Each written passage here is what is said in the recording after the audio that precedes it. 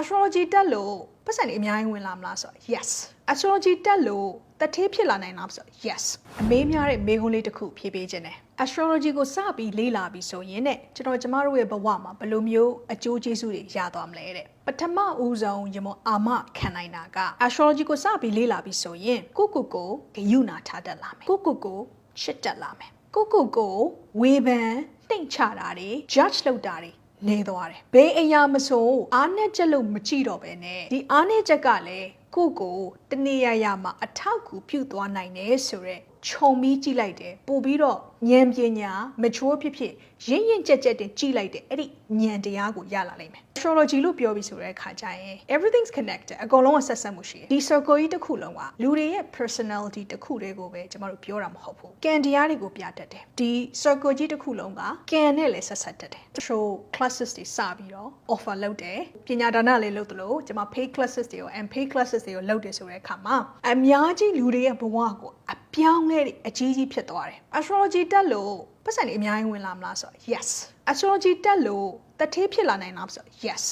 astrology တက်လို့ millionaire billionaire ဖြစ်လာမလားဆိုတော့ yes ဒီဘုံအနေနဲ့ကလည်း astrology ကိုနေ့တူဝ daily basic အနေနဲ့အသုံးချတယ် tools တစ်ခုလိုမျိုးကိုယ့်ရဲ့စီးပွားရေးမှာလည်းသုံးတယ်လူမှုရေးမှာလည်းသုံးတယ် relationship တွေမှာသုံးတယ်ကျမ boundary set တွေမှာလည်းဒီ astrology ကမဖြစ်ပါတယ်ဆိုတဲ့အတွက်ကြောင့်မို့နေ့တိုင်းကျမတို့က practice လို့ဖြစ်နေတယ် astrology ကိုသေချာသင်နိုင်မယ်သေချာသိမယ်ဆိုတဲ့အခါကျရင်အသက်မွေးဝမ်းကြောင်းမှု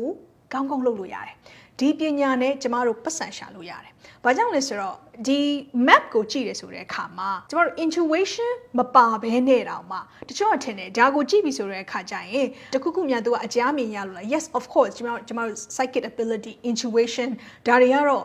ကျမတို့လိုမျိုးအလုံးလုံးနေ light worker တွေအတွက်ကတော့ဒီ skills တွေကတော့ပါလာပြီးသားကိုကအဲ့ဒါတွေမရှိလို့ဆိုပြီးတော့ဒီဟာကိုမသိမှမဟုတ်ဖ ೇನೆ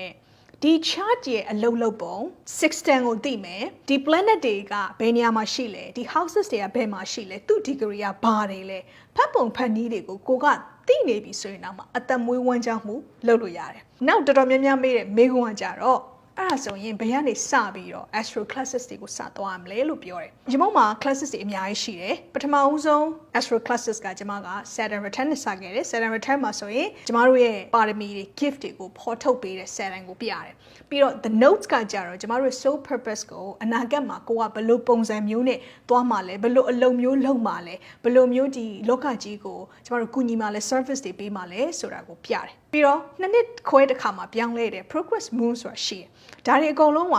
ကျမအဲ့ထဲမှာရှိတဲ့အရေးကြီးတဲ့ planets လေးတွေအရေးကြီးတဲ့အကြောင်းအရာလေးကိုဆွဲထုတ်ပြီးကျမပြောထားတာအခု mention လုပ်ခဲ့တဲ့ classes တွေကဒီစဝိုင်းကြီး back chart မှာရှိတဲ့အပိုင်းစာလေးတွေကိုကျမနားလည်အောင်ဆွဲထုတ်ပြီးတော့ပြောပြ။ဘာကြောင့်လဲဆိုတော့အကုန်လုံးကိုကျမအခုချိန်မှာ war ကနေတင်လိုက်ပြီဆိုတဲ့ခါကျရင်ဘယ်သူမှနားလည်မှာမဟုတ်ဘူး because astrology is deep သူကလေးနက်မှုရှိတယ်။ကိုကဒီလိုမျိုးအပိုင်းတွေဆွဲထုတ်ပြီးတော့မလေ့လာခြင်းဘူးဆိုတဲ့ခါကျရင်ကျမစဝိုင်းတစ်ခုလုံး mechanism တစ်ခုလုံးကိုခြုံပြီးပြောတဲ့ basic class လေးရှိတယ်။ဒီ class ကဘယ်သူတွေအတွက်သင်တော်မလဲဆိုတော့အခုမှဒီ western astrology ဒီပညာကိုစပြီးတော့သင်ဆန်းဖြစ်နေပြီးဘယ်လိုစရမလဲမသိဘူးဘယ်လိုလေ့လာမလဲမသိဘူးเนาะပြီးတော့ဒီ cosmic energy ကိုလေ့လာသင်ယူဖို့ယူသွတ်တဲ့သူတွေကျမတို့ light worker ပဲဖြစ်ဖြစ် spirituality business ပဲဖြစ်ဖြစ်ဒါနဲ့ဆက်ဆက်နေတဲ့အလုပ်နဲ့အသက်မွေးဝမ်းကြောင်းမှုရှိတဲ့ mystic တွေ